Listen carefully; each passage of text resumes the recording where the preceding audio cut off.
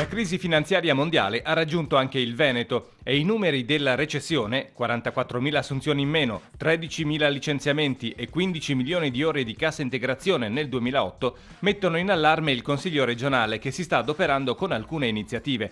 La Commissione Attività Produttive del Consiglio regionale ha incontrato i vertici di Veneto Sviluppo e Veneto Innovazione, le due partecipate regionali nate a sostegno dell'economia veneta.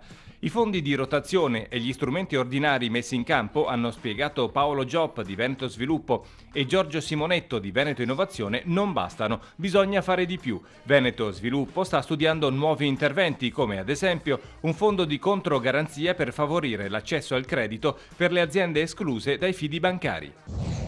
L'impegno che noi dobbiamo dare è quello di una maggiore attenzione proprio dal punto di vista di maggior fondi nel prossimo bilancio regionale e magari delle strategie mirate soprattutto al potenziamento di quelle che possono essere delle nuove aziende innovative che possono nascere nel nostro territorio. I consiglieri di opposizione hanno chiesto la convocazione di una seduta straordinaria del Consiglio per dibattere le misure anticrisi sulla base di un pacchetto di proposte già presentate.